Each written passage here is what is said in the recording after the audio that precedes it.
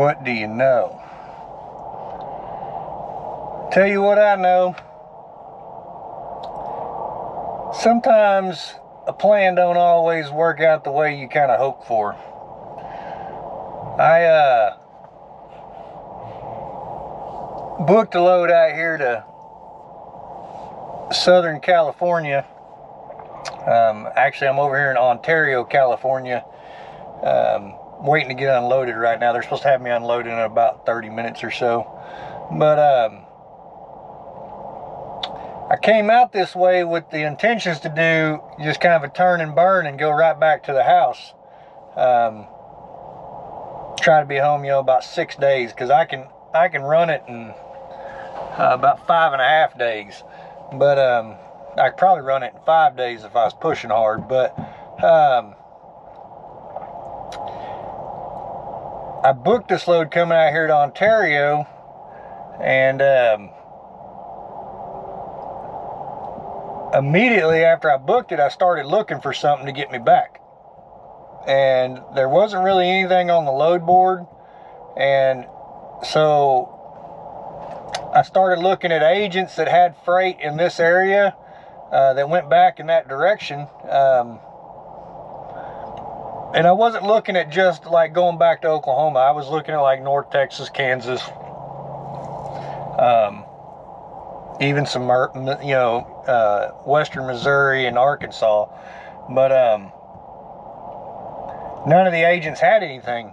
And so every couple of days, I would call. Now, I had this load booked over a week. I was over a week out when I had it booked. And I kept looking and kept looking and kept calling, and nobody had anything, that they could put me on going back that direction. So I kept watching the load board, and there's almost always freight out of this area going to Denver. And I was like, man, I really didn't want to have to bounce from Denver all the way to the house, but at least then I would make some money going back in that direction, kind of, sort of. So, anyway, needless to say, I'm here in Ontario. I didn't find what I was looking for. So, my reload is over in La Mirada, and it goes to Denver. I had found a load that paid better than all the other loads going to Denver. So I snagged it, and that's what I'm doing this weekend. So I'm going to take y'all along for the ride on this one. The route on this, I don't think I've ever filmed. And this is not a route that I run very often. Now, I run I-15 north, numerous times. I've ran I-70 across Vail and Eisenhower and all that. But this is not one of my normal lanes that I run, and so I don't think I've ever filmed any of it. Plus, part of this route is going to be a little different for me. There's going to be part of it that I've never ran before. So if I'm not going through there in the middle of the night, y'all might actually get to see it too. So I don't think I should be. I should be running through there during the daytime. But so yeah, catch up with y'all a little bit after I get loaded.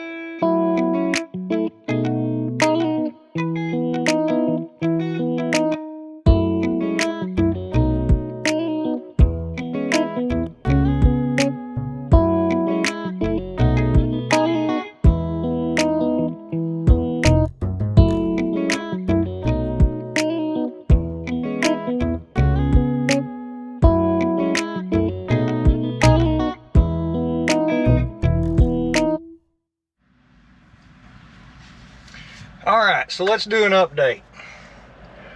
So let's back up to yesterday right fast, and then we'll get caught up here. So yesterday, I got a phone call from Landstar on this load, and it's listed as a hazmat load. And basically Landstar called and told me to make sure that all my paperwork was correct, that all my securement was correct, and to notify the agent if I had any issues, because apparently there's been issues with this shipper. So that was the first red flag on this load. Now, what's going on now? So I showed up, and they didn't know I was coming. First off, they did put me in a door, back me in, or had me back into a dock, while they figured it out. After sitting there for a little over an hour, they came over and let me know that they have found the load, but it's not at their warehouse. It's at another warehouse. It's about 2.5 miles away, and it hasn't been released yet. So they basically kicked me off the property, told me that I can't stay there any longer, and that I can't check in at the other warehouse until it's been released. So it doesn't sound like it's not gonna go, but it doesn't seem like they know when it's gonna be released either. So here we are, Friday, almost noon, and this is my weekend load. So hopefully, crossing my fingers right now, that it doesn't fall apart, because I really don't have the time to be sitting in California all weekend long. So so we'll see. So I'll catch back up with y'all in a bit whenever I know a little bit more. So let's do a little update. Hopefully y'all can hear me. I'm sitting in traffic, so the truck keeps revving up as I'm pulling forward. But so I'm on California 91 eastbound through Anaheim in bumper-to-bumper traffic, and I do not have my load. So I kept getting told all day long that the load had to go, it had to be there by Monday, not to sweat it.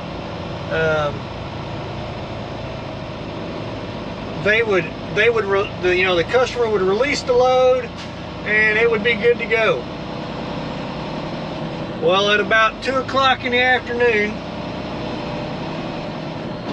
they decided to cancel on me after I sat there and waited all day long. I literally checked in at 9:30, a little bit before 9:30, and at 2 o'clock, because the warehouse that I was sitting at, they closed at 3. They go home there and they're done for the weekend. At 2 o'clock, I get an email stating that they canceled. So earlier in the day, I had already started looking for a backup plan, and I just was not having any luck. This trip to SoCal for me has kind of been a bust. Normally when I come this direction, loads are in abundance.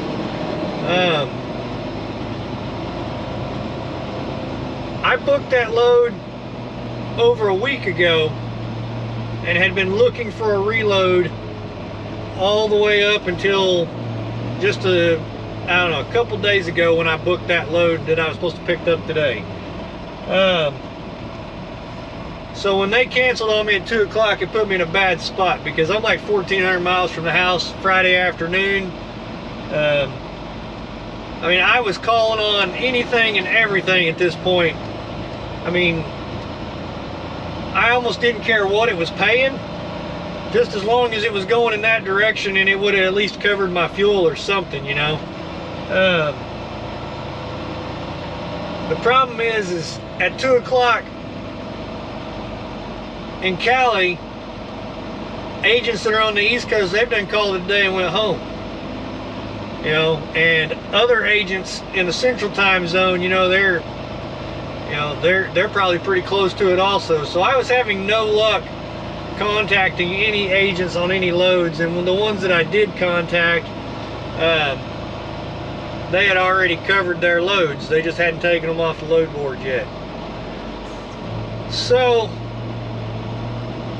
I kind of discussed my options with my wife, talked to her for a little bit. She's pretty good about, you know, kind of bringing me back and centering me back up, because I was irritated. I was upset, to say the least,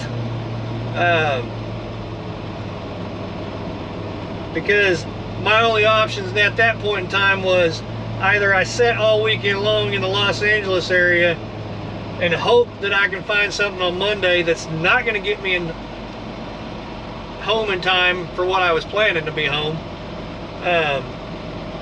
or I just deadhead to the house from, you know, from La Mirada, California, which was almost 1,400 miles. So my ultimate decision was I was going to go back to the, or I say back to, over to the, there's a TA and Petro over there in Ontario. I was going to make my way back up to there, and I was going to stay the night, and I was going to give it a few hours in the morning to see if anything popped up. And if nothing popped up, then my ultimate plan was I was going to bounce back to the house. There was no reason for me to sit in LA if I wasn't going to make any money. So I started making my way, and before I got back to, I was fixing to get on I-5 and make my way back that direction, a load popped up. Now, it's preloaded, ready to be picked up right now. Goes up to northern Colorado. It doesn't deliver until Tuesday morning though, so it doesn't really quite work with my time frame. But I discussed it with my wife. You know, she understands, you know, things happen. Sometimes we can't be home when we want to be home. You know, it's just how it is sometimes. As much as it sucks, that's just how it is sometimes. But this load pays quite a bit better. So I'll talk about the pay and all that whenever I kind of break down the numbers for the week. But when I get over here, if I ever get over there, it's still showing I've got almost 2 hours worth of driving in traffic. When I get over here, I'll kind of do another little update and kind of talk about what I got. And we'll get on the road and start making our way back north. So, catch up with y'all a little bit. Well, it is now the next day, or the next morning. It was so late when I finally got parked up here that I was just exhausted from the day, and I just went to bed. But so let's do a quick recap, and then we're gonna get back on the road. So the started the day out before 6 a.m. in Barstow, bounced down to Ontario, unloaded, then ran over to La Mirada, which turned out to be a crap show. They basically just wasted my day. Kept telling me that the load was gonna go. It had to be there by Monday, this and that. And then at 2:30 in the afternoon, they decided to cancel. So 2:30 on a Friday, with no decent reloads anywhere around. So I decided I was going to go to the truck stop in Ontario.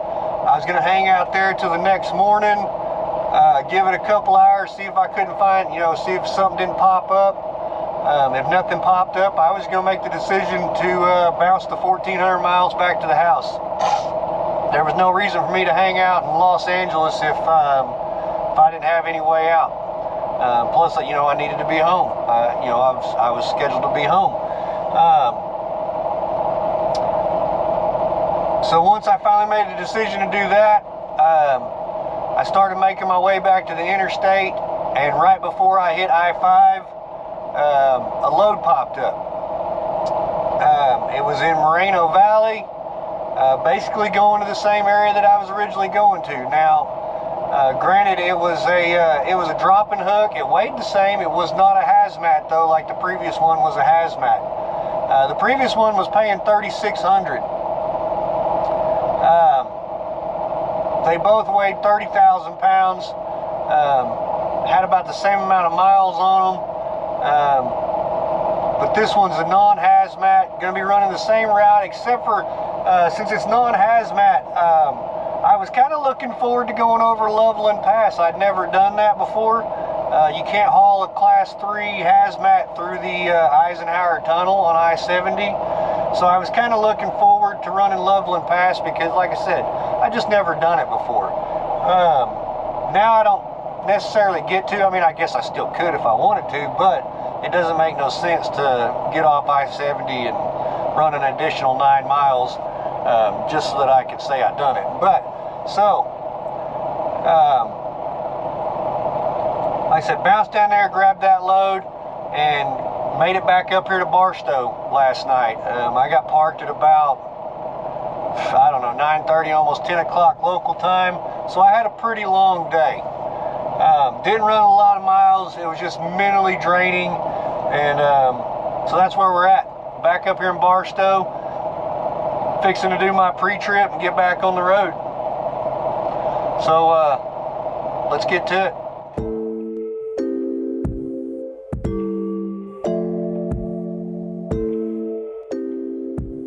What do y'all know?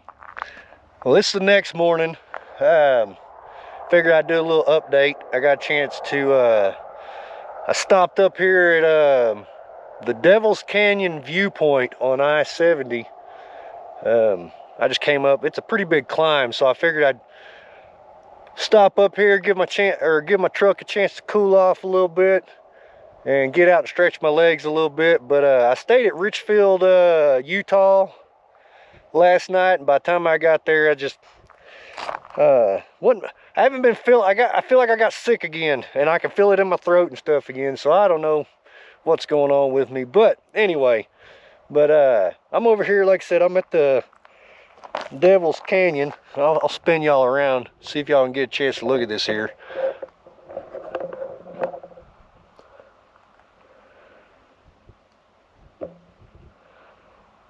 I don't know how far down in there it goes, because I'm not fixed. That gravel all looks loose, and I'm not fixing to get right up next to the edge of that. But you can, like, this is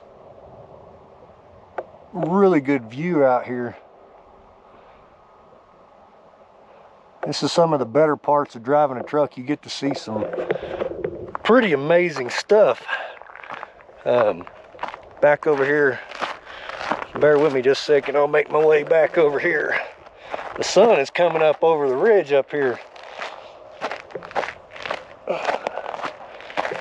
If I can get back over here without busting my tail on this snow and ice.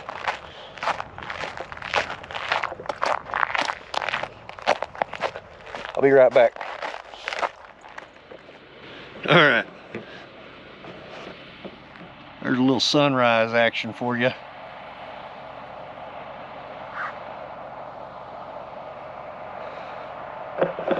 Still in Utah, hadn't quite made it to Colorado yet, but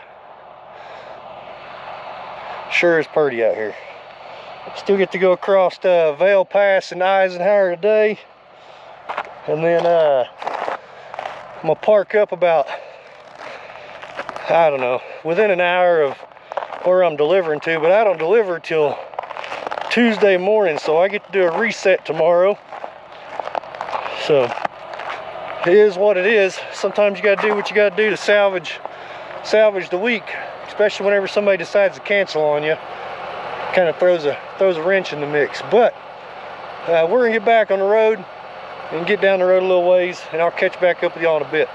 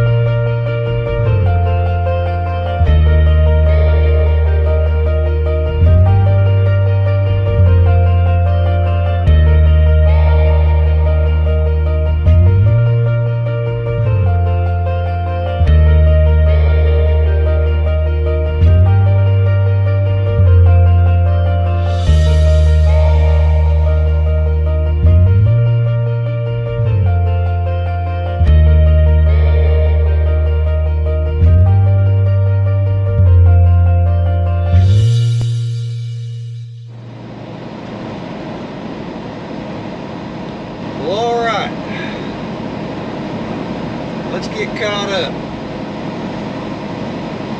So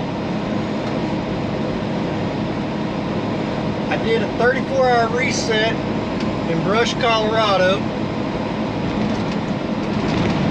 and I delivered my load to Sterling, Colorado this morning, Tuesday morning. So I had to sit on the load for an extra day. So I went from Moreno Valley to Sterling, Colorado. And since y'all hung around this long, I'll kind of let you know the differences in the pay here a little bit. I won't break it down to like the truck revenue, but so the load from La Mirada to Denver, which was 30,000 pounds, and it was a hazmat load, it was going to pay $3,600. That's gross revenue before Landstar gets a piece of it. Now the replacement load that I got was Moreno Valley going to Sterling, Colorado. Real similar in miles. Sterling, Colorado is a little bit farther out, but mileage wise it wasn't too bad. There wasn't a big difference. So, but the gross revenue on the load out of Moreno Valley was like $55,451 and some change. Now that's before Landstar gets their piece of it. So, like I said, we'll break the numbers down on the weekly update. The load did pay a little better. It weighed 31,000, I think, is what it ended up weighing. So yeah, that's where I ended up at, and running about a day behind schedule, but it all turned out all right. So I appreciate y'all for watching like always. Hit that thumbs up, hit that subscribe. Stay safe, Shiny side up, rubber side down. Catch y'all on the next one.